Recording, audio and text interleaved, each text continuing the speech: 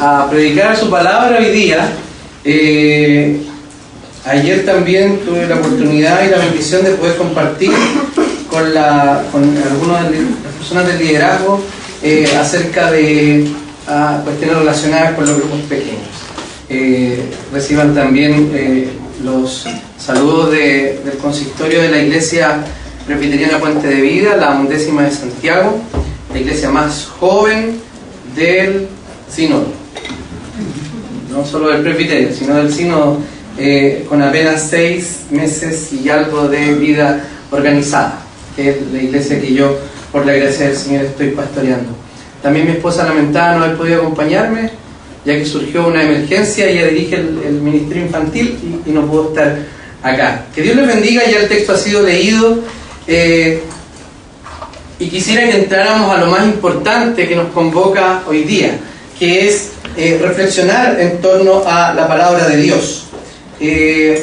Leemos un texto muy interesante aquí en el Evangelio de Juan, ya que está inmediatamente después de un evento muy milagroso. En realidad son 2 eventos, pero con el que se conecta fuertemente es con el evento que está allí en el capítulo 6, al principio del capítulo 6, donde se relata la alimentación de los 5.000.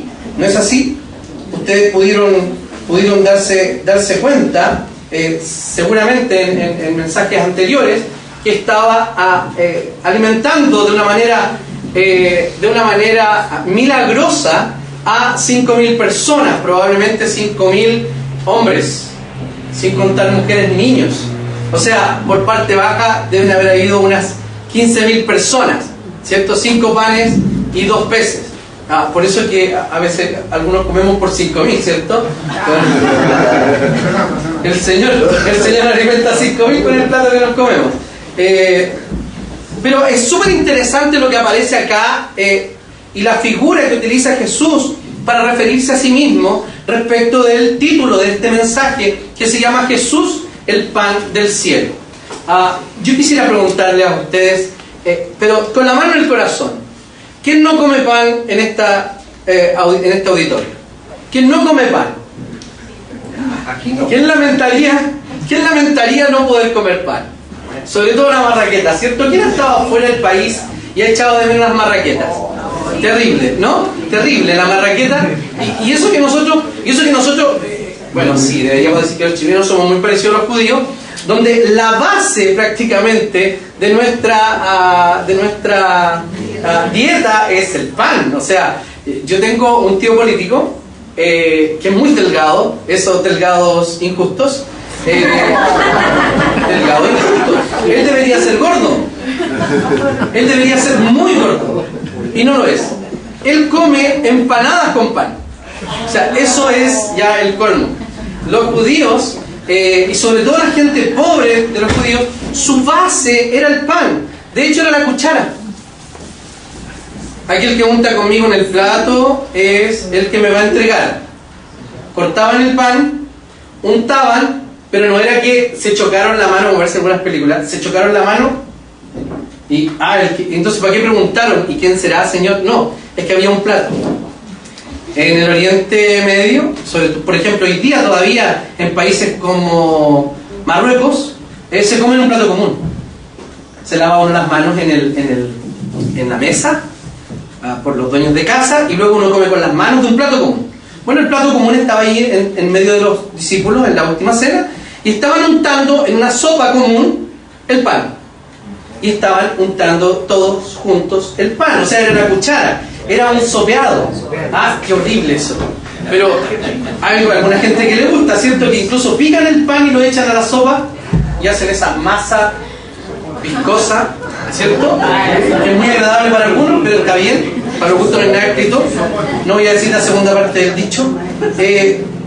El pan era tremendamente importante, y sobre todo para la comunidad que estaba probablemente siguiendo a Jesús en ese minuto, que era esta gente pobre del pueblo, que estaba buscando saciar, como el propio Jesús le dice, el hambre que tenía.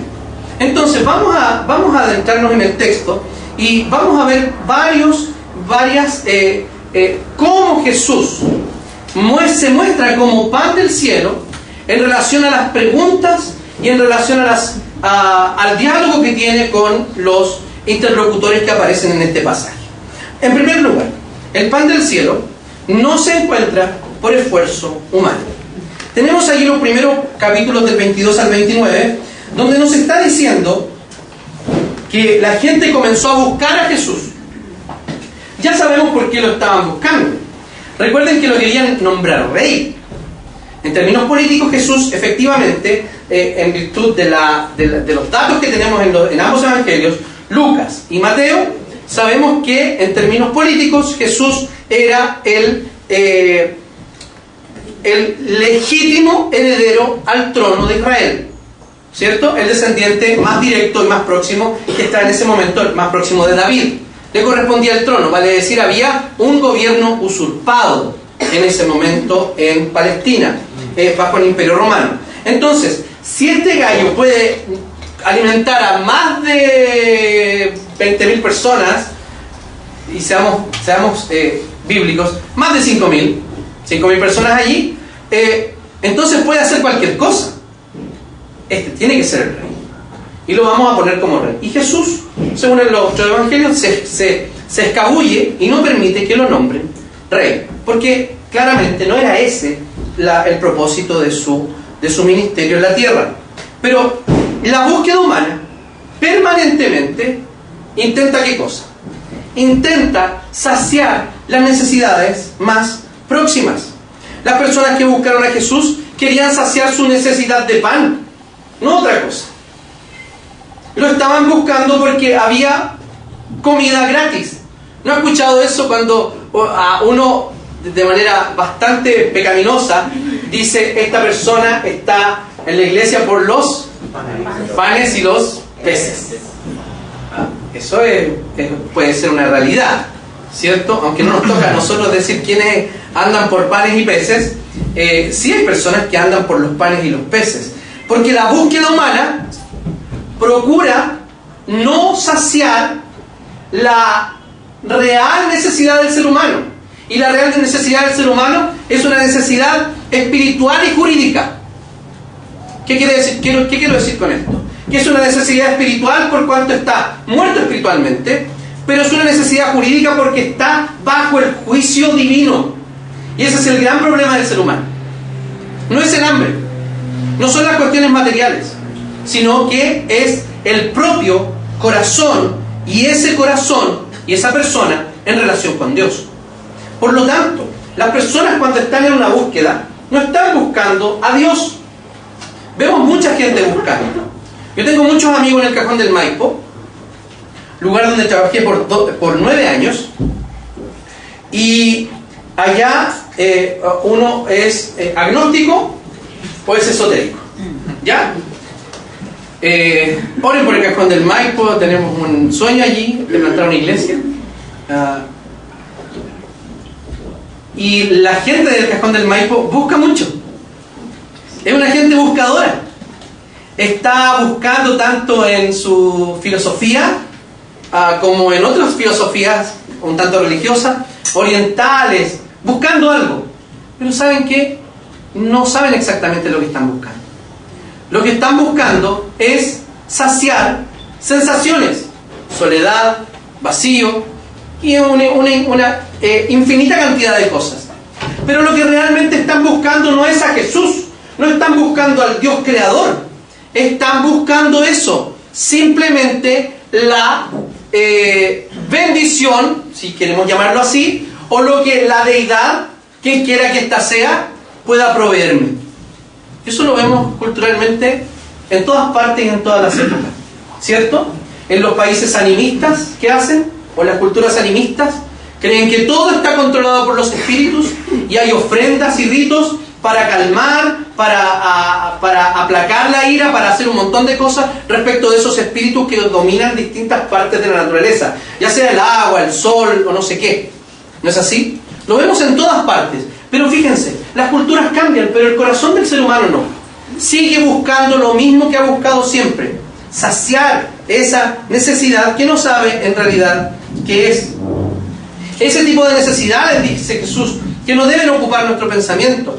La Escritura nos llama a poner la mirada en las cosas de arriba. Y si nosotros nos ponemos hoy día en esta gente buscadora, ¿qué pasa? No, a veces nosotros incluso, que somos regenerados y que hemos sido salvados, no nos asociamos con Jesús o nos acercamos más o menos a Él por una necesidad específica. ¿Cuántas veces nosotros hemos venido a Jesús como un solucionador de problemas, como un proveedor de pan, como un Jesús de botiquín, al nivel de un paracetamol espiritual? Usted no anda tomando paracetamol todos los días, ¿no? Solo cuando le duele la cabeza. ¿Cuándo está en esa búsqueda de Jesús? ¿Cuándo está en ese acercamiento al Señor? Muchas veces, y estoy seguro, nos sorprendemos haciendo ¿qué cosa? Buscando a Jesús en el botiquín. Y no permanentemente. Buscando a Jesús como un solucionador de problemas, no como el salvador de mi alma, de mi vida, de mi ser, como mi Dios, como mi Señor, como a quien rindo todo. El esfuerzo humano siempre intenta suplementar la obra de Dios. Los judíos no entendían absolutamente nada. Le dicen, ok, tú hablas de buscar las cosas de arriba y de que el Hijo del Hombre nos va a dar la vida perdurable, la vida eterna.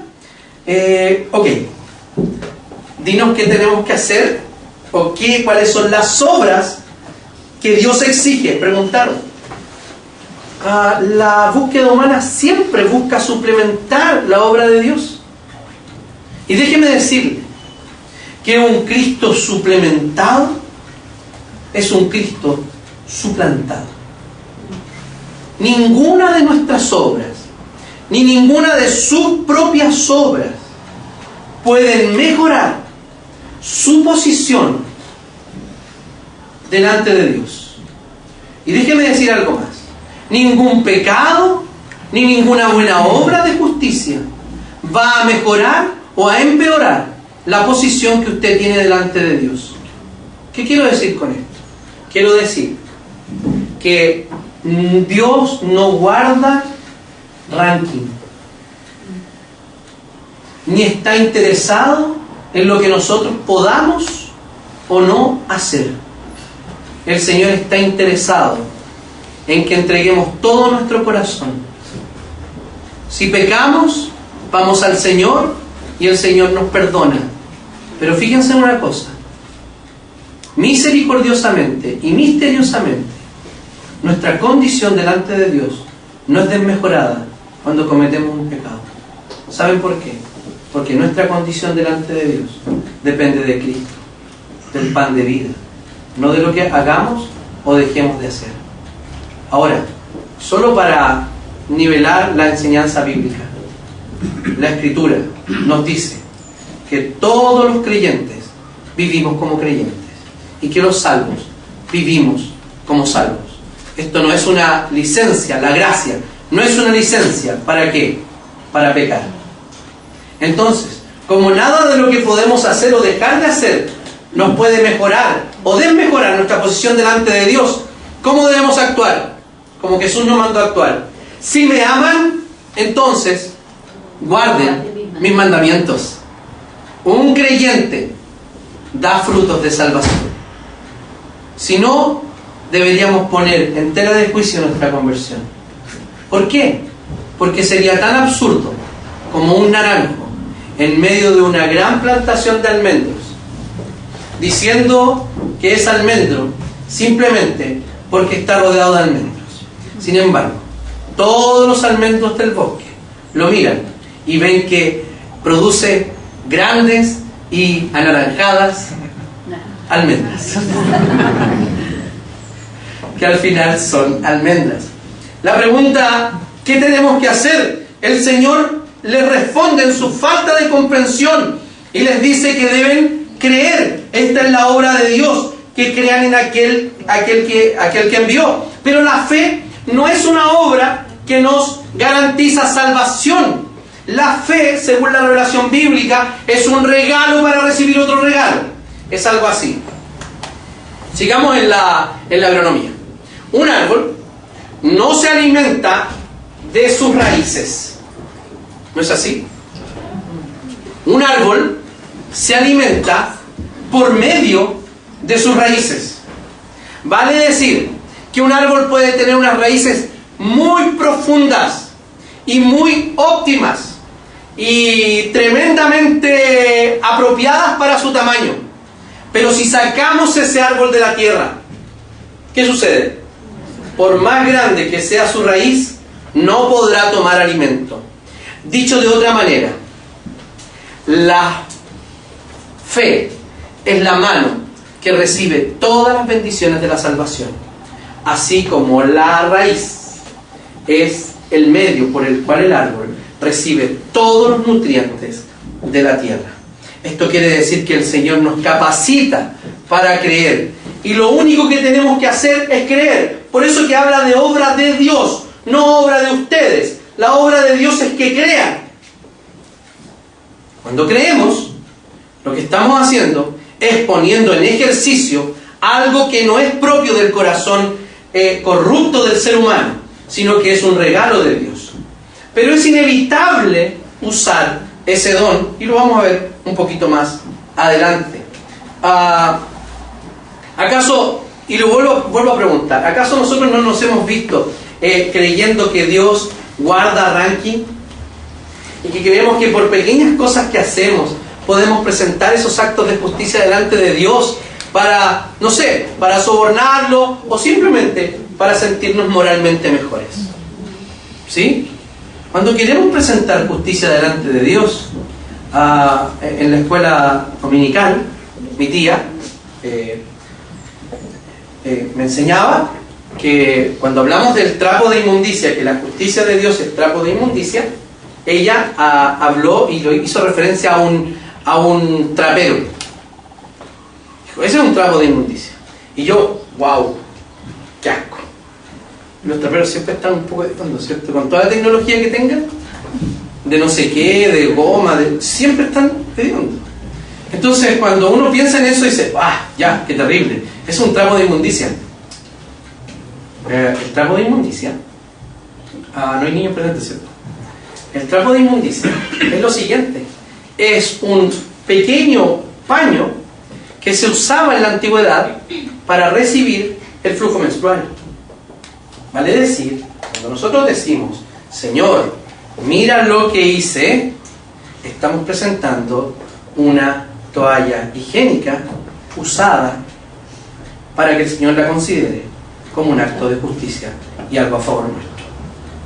No habla de la justicia de los tribunales, habla de los actos de justicia de nosotros. Eso es lo que presentamos delante de Dios según el profeta. Entonces, cuando presentamos esto delante del Señor, estamos queriendo suplementar la obra de Cristo. Supongamos que cuando el pastor se case,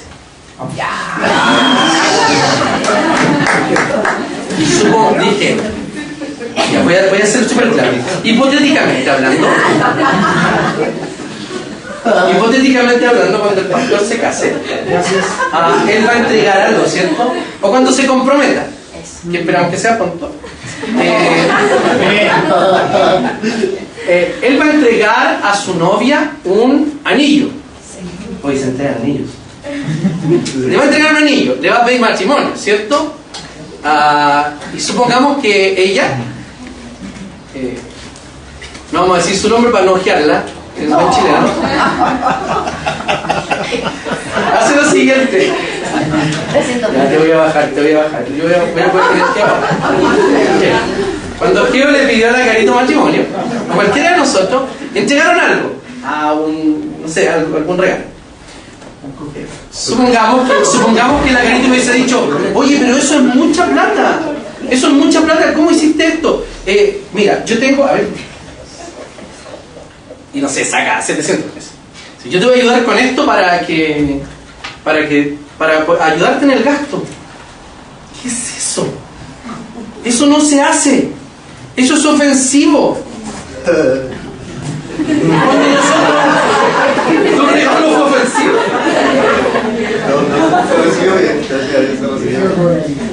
Qué bueno. Te dijo, pero ¿cómo? Tampoco. Cuando nosotros hacemos eso con el Señor, lo que hacemos es simplemente, ¿saben qué? Entregarle al Señor algo o devolverle algo que somos incapaces de devolver porque es demasiado caro. En segundo lugar, el pan del cielo no puede ser concedido o no lo puede conceder ningún hombre. Y vamos con lo que siguen en su falta de siguen ellos con su falta de comprensión en el 30. ¿Y qué señalarás para que veamos y creamos? Okay. Yo les digo que soy el Mesías. Ya me vieron hacer varias señales. ¿Les pareció poco la alimentación que hice? Pero queremos una señal. ¿Qué puede hacer? A ver, haznos un truco. El Señor no era un perrito haciendo trucos.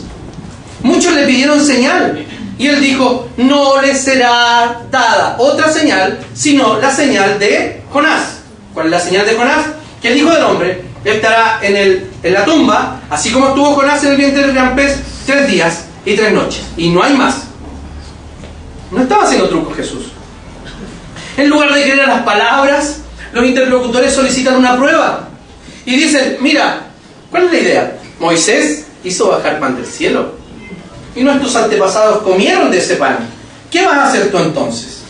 Y Jesús respondiéndole les dice, ciertamente les aseguro. Hay varios ciertamente les aseguro. Eso es clave para entender el texto, ¿ya? Cuando lleguen a su casa, vean y subrayen el ciertamente les aseguro. Ciertamente, hay 4 o 3 en el pasaje completo.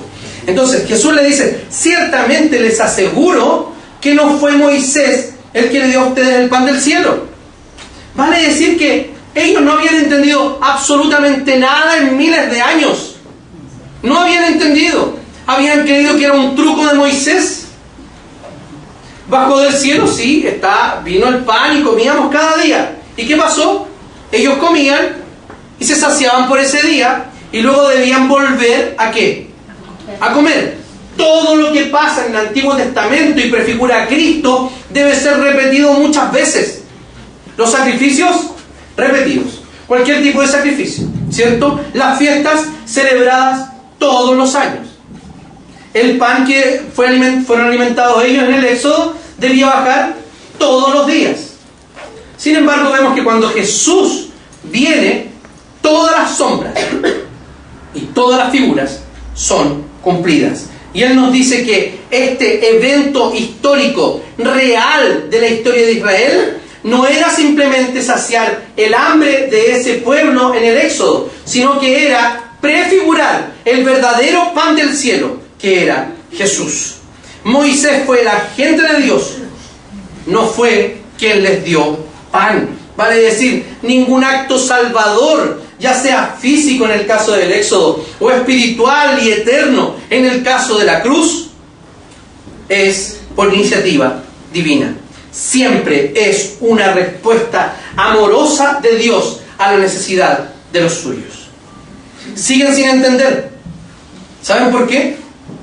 Fíjense lo que dice el versículo 34. Señor, le pidieron, danos siempre de ese pan. ¿Qué pasó? Todavía no entienden. Danos siempre de ese pan. Vale decir, les dijo, el que come no tendrá hambre y pan del cielo y etcétera. Y luego les dice, o sea que este pan es mejor que el de Moisés, entonces queremos ese pan. Lo mismo que la mujer en el pozo, la mujer samaritana. La mujer samaritana fue como al mediodía, ¿cierto? Hacía el sol parado. Nadie iba a esa hora. Porque seguramente las viejas copuchetas del barrio la tenían chata de todo lo que hablaban de ella. Pero si hablaban de ella, por eso iba a esa hora, porque iba sola. No quería que hablara, está la adulta. Y la verdad también, pues, si no era de los chicos muy limpios. Y el Señor le sacó la foto de inmediato, ¿no? Y la mujer estaba allí y le dice, dame agua, le dice eso. ¿Por qué tú me pides agua? Tú eres hombre, eres judío, yo soy samaritana. Una serie de cosas. Y le dijo, sí, pero yo te pido agua, pero yo te podría dar de un agua que te va a saciar. Entonces ella dice, quiero de esa agua. Pero no entiende el sentido espiritual. Ella dice, si este caballero me da de esa agua, no tengo que venir a soportar más este calor, ni el murmurar de estas señoras copuchentas a la hora que vienen todas a sacar el agua. Porque era la labor de las mujeres ir a sacar el agua. Entonces, no habían entendido absolutamente nada. Seguían sin entender, pidiéndole pan, un pan que iba a saciar su necesidad de pan material. Y Jesús necesita ser más específico, hablando que el maná no era solo maná, sino que era un tipo de Él. Y en el 35 dice: yo soy el pan de vida, el que viene a mí nunca pasará hambre, y el que cree en mí nunca volverá a tener sed. Este pan puede saciar todas las necesidades. Nadie se come una marraqueta para saciar la sed. Nadie. Lo que está hablando aquí es que comemos del pan de Jesús y nada más. Y de nada más tenemos necesidad. Pregunta: ¿es suficiente Jesús para usted? ¿Ha venido a saciar su hambre y su sed espiritual de manera real? ¿O necesita sentirse más importante, más esbelto, más bella, lo que sea, para darle valor a su vida? ¿O encuentra su propia llenura en Jesús? ¿Ha puesto usted en el lugar del Señor algo que no sea Él? Yo le voy a ayudar a identificar los ídolos en su vida. Cuando ponemos algo en el lugar de Jesús y buscamos saciarnos en pozos sépticos, en lugar de la fuente de la vida, y cuando buscamos pan duro en lugar de buscar el verdadero maná, que eso es todo lo demás que nosotros queremos buscar en la vida, fuera de Jesús, yo encontré una forma de identificar mis propios ídolos, y yo quiero que usted la aprenda. Cada vez que en su propio lenguaje le aparezca la siguiente palabra: si esto pasa, me muero, usted ya ha identificado un ídolo. Si se muere mi hijo, me muero. Si no tengo esta casa, me muero. Y cualquier cosa. Y dijo: me muero. Usted identifica un ídolo. Y dele gracias a Dios por haberlo identificado. Si esto sucede, si esto no pasa, si esto no logro, me muero. Estamos mandados a vivir con excelencia. Y los jóvenes a lograr los mejores resultados en sus estudios. Y nosotros a hacer el mejor trabajo que podemos hacer. Pero si encontramos allí nuestra identidad y encontramos allí nuestra llenura, es porque hemos dejado a un lado el pan de vida y no nos estamos saciando de Jesús. ¿Por qué? Porque esos logros, como cualquier ídolo, van a seguir exigiendo. Como cualquier ídolo, van a seguir consumiéndonos. Así que, hermanos, yo los invito a poner a un lado y a derribar, a destruir los ídolos en nuestra vida. Puede ser hasta las cosas más absurdas o hasta las más, comillas, importantes y nobles en nuestra vida. El pan del cielo que el Señor ha dado viene con un propósito. Es producto de un plan. Y aparece claramente allí en el 39. Dice que es la voluntad de Dios que lo envió, que no pierda nada de lo que Él me ha dado, sino que lo resucite en el día final. Sigue explicando esta idea de cómo al principio les dijo que debían creer la obra de Dios, cómo el pan surte efecto en la vida de las personas, que no pierda nada, que lo resucite y que le dé vida eterna. Aquí tenemos claramente la enseñanza de la seguridad de los santos, a algo así. Todo aquel que cree es porque ha recibido el don de la fe. Cuando se ha recibido el don de la fe, es imposible no ejercerlo, porque somos atraídos irresistiblemente por Dios hacia Jesús. Es lo que pasa con un vaso de agua ante alguien que viene del desierto. Ha estado 3 días sin tomar agua, él sabe que tiene sed, llega a un lugar, le abren las puertas de una casa en el desierto, ponen un vaso de agua, y ninguna de esas personas que pasan por una situación así se para delante del vaso y dice: soy un ser moral libre. Puedo tomar la decisión de tomar ese vaso de agua o de no tomarlo. Tengo libre albedrío para... Esa persona va a tomar el vaso de agua porque es consciente de su sed y simplemente lo va a tomar. Y seguramente, ¿qué va a hacer? Va a pedir otro vaso. Pasa exactamente cuando hemos sido regenerados y cuando hemos recibido el don de la fe y se nos presenta Cristo en el frente. No hacemos otra cosa, y es imposible hacer otra cosa, sino caer rendidos a sus pies y abrazar las heridas de Jesús. Es imposible hacer otra cosa, y Jesús ya lo está explicando acá. Entonces, en tercer lugar, para que veamos esta explicación, el pan del cielo solo se come de la mano de Dios. Los judíos aún no entendían y comenzaron a murmurar, ya que Jesús había dicho algo terrible. Y había dicho algo terrible si es que no era verdad. Él ocupó un término divino diciendo: yo soy el pan de vida. Los yo soy es como usar el nombre de Dios. Es como yo soy por mí mismo, por mi propia existencia, porque no dependo de nadie para ser. Eso es lo que dijo Jesús. Algo así. Dijo: yo soy por antonomasia el pan del cielo. No un pan cualquiera, soy el pan del cielo. Entonces, como ya vieron un pretexto, comenzaron a decir: oye, ¿y por qué está diciendo esto? Si este es Jesús, el hijo de José, yo lo vi con los mocos colgando. Eso fue lo que dijeron. En otras palabras, obviamente, hablando en chileno: yo le soné los mocos a este cabrón chico. ¿Y cómo ahora viene a decir que es pan del cielo? La misma reacción que sucedió, ¿se acuerdan dónde? En la sinagoga. Cuando leyó el pasaje de Isaías y dice: hoy se cumple lo que dice el profeta aquí. Pero si yo lo conozco, jugaba la pelota con mis hijos, es el hijo del vecino. ¿Cómo viene a darse las ínfulas de que ahora es el pan del cielo? Bueno, ellos siguieron sin entender. Jesús pasa a explicar exactamente por qué ellos, a pesar de ver claramente a Jesús y de ver una exposición clara de lo que tenían que hacer, no podían responder en fe.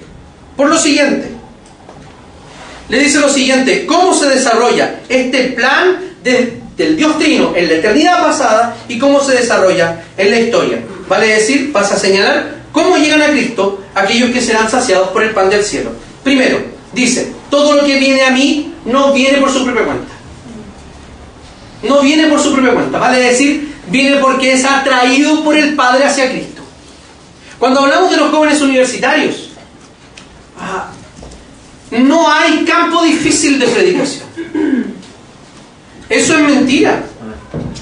Eso es una mentira que el diablo nos ha puesto. Y es una mentira también que el pseudo calvinismo ha puesto, diciendo: el Señor nos va a atraer. Eso no es verdad. Y yo lo voy a demostrar con la Escritura. En Hechos, cuando Pablo estaba en Corinto, tenía temor de que lo golpearan, de que le pasara algo. El Señor Jesús se le aparece en un sueño. ¿Y qué le dice? Pablo, no tenga miedo, abra su boca, siga hablando, yo lo voy a defender. Y deja al final el texto diciendo: porque yo tengo mucho pueblo en esta ciudad.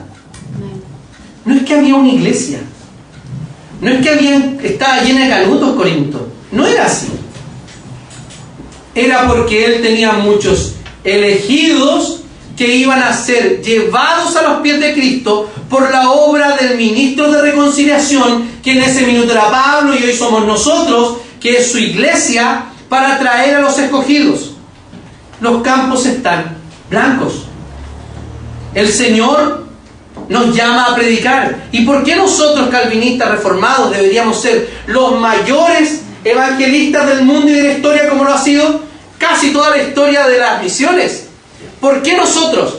Porque nosotros sabemos que nuestra pega está asegurada, que no depende de nosotros, que no depende de nuestras capacidades, que no depende de nuestra elocuencia, sino que depende únicamente de la obra que el propio Espíritu Santo hace en las personas y atrae irresistiblemente hacia Cristo. No hay más. Algunos han querido explicar este texto que ninguno el que venga a mí no le echo fuera, o todo lo que el Padre trae a mí vendrá a mí, explicando que es una especie de seducción. Pero en textos griegos antiguos, esa misma palabra griega, ¿saben para qué se utiliza? Para atraer agua de un pozo. Nadie se pone alrededor del pozo seduciendo el agua y diciéndole con palabras bonitas que suba porque tiene sed. Lo que hace es bajar hasta el fondo con un recipiente y luego jalar con fuerza el agua hasta llegar a mí y tomármela. Esa es la palabra que se utiliza para atraer. Es una atracción irresistible. Es un tironeo que no se puede resistir. Muchos de nosotros creímos que cuando venimos a Cristo habíamos creído por nuestro propio corazón dócil a la palabra de Dios. Pero ese corazón se puso dócil, ¿saben cuándo? Cuando el corazón de piedra que teníamos fue cambiado por uno de carne. Cuando recibimos el don de la fe y el Espíritu Santo nos conectó a Cristo y fuimos regenerados y fuimos atraídos hacia Él. Y en todo ese proceso de repente nosotros decimos: ¡wow! Creo. Dios no creyó por usted. Nosotros creímos, pero fuimos enteramente capacitados por Dios para creer en Él. Inevitablemente, todos los que son atraídos creen en Cristo. Nadie se puede resistir. En Cristo y solo en Él encontramos la comida necesaria y la solución final. Nos dice aquí en el 48: yo soy el pan de vida. Los antepasados de ustedes comieron el maná en el desierto y sin embargo murieron. El Señor suplió la necesidad material, pero ese era el propósito de ese maná. Ellos murieron, pero este maná me anunciaba a mí el verdadero pan. Pero este pan que baja del cielo, el que come de él no muere. Yo soy el pan vivo que bajó del cielo. Si alguno come de este pan, vivirá para siempre. Es muy interesante la doctrina de la vida eterna en el apóstol Juan. El apóstol Juan siempre habla de la vida eterna tanto aquí como en el futuro. Vale decir, esa tensión escatológica del ya, pero todavía no. La Biblia habla de que somos redimidos, pero habla de una redención final. Habla que tenemos vida eterna, pero que vamos a disfrutar también en el estado eterno, cielo nuevo y tierra nueva, la vida eterna. Vale decir que el apóstol Pablo lo explicó muy bien diciendo que el Espíritu Santo es la garantía que hemos recibido. ¿Para qué? Para la redención final. Ya, pero todavía no. Usted hoy tiene vida eterna. No es que la va a tener en el futuro. Hoy día tenemos vida eterna porque ya hemos sido alimentados por el pan del cielo. Y ese pan que bajó del cielo para dar vida a sus escogidos, para entregar su vida y para solucionar su problema, lo consumó, ¿saben dónde? En la cruz. Cuando dice al final: este pan es mi carne que daré para que el mundo viva. El Señor ha venido como pan del cielo para entregarse a sí mismo, para morir en lugar de nosotros. Y no como lo hizo Adán, que puso a su esposa entre la ira de Dios y él. La esposa que me diste, ella me dio de comer. Cristo, como el segundo Adán y como el esposo perfecto de la iglesia, dijo: yo me pongo en lugar de la esposa. Y se puso entre la ira de Dios y su esposa, que es la iglesia. Como dice Efesios, y entregó su vida por ella. ¡Qué maravilla es la obra de Cristo como pan del cielo, como pan que desciende del cielo para nuestro bien! Quedemos con algunos pensamientos claves. Nuestros esfuerzos separados de la gracia de Dios siempre serán infructuosos y ofensivos para Dios. Cuando están separados de su gracia, cuando queremos independizarnos, no son agradables delante del Señor. Sí debemos hacer todos los esfuerzos para vivir santamente. Dios pone el 100 para nuestra santidad. ¿Y cuánto ponemos nosotros? El 100 para vivir santamente. Ningún hombre puede proveer para nuestra salvación absolutamente nada, ni para nuestra saciedad espiritual. Los ministros del Señor y los líderes de la iglesia somos instrumentos en las manos de Dios para saciar y para mostrar a Cristo a ustedes. Solo de la mano del Padre podemos comer del pan de vida. Ese pan que nos ha salvado y que nos ha dado vida hoy y para siempre es con plena seguridad el alimento que siempre nos alimentará. Estamos absolutamente seguros en las manos de Dios, porque aquel que le ha sido regalada la fe y ha venido a Cristo, el Señor dice que el que viene a mí, yo no le echo fuera. Estamos en la casa del Padre, estamos en la mano de Dios, y nunca, ni por nuestra propia fuerza, si hipotéticamente lo quisiéramos, nunca saldríamos de esa seguridad. Oremos al Señor. Señor, te damos infinita gracia por tu palabra, porque nos permite, Señor, saciarnos de Jesús, porque nos permite, Señor, después de ese horrible y terrible momento, probablemente, Señor, la escena más terrorífica y atroz de la historia, Cristo en la cruz, puede producir algo tan bello, algo tan maravilloso para nuestra vida, para nuestra salvación. Te damos muchas gracias, Señor, porque te queremos decir en esta hora que si hemos encontrado saciedad o hemos buscado saciarnos, Señor, por nuestros propios méritos y fuerzas, o hemos buscado en otras cosas ajenas a tu Hijo saciar nuestra necesidad espiritual, queremos pedirte perdón. No queremos buscar, Señor, en nada que no sea en Cristo nuestra identidad y nuestra saciedad en la vida. Estamos llenos, satisfechos con Jesús. Te damos muchas gracias, Señor. Bendice nuestra vida, bendice la vida de esta iglesia. Sabemos, Señor, que esta comunidad quiere ser impactante para este barrio, para esta comuna. Permite, Señor, que más de 5.000 sean alimentados con el pan de Jesús. En el nombre de Jesús oramos. Amén. Amén.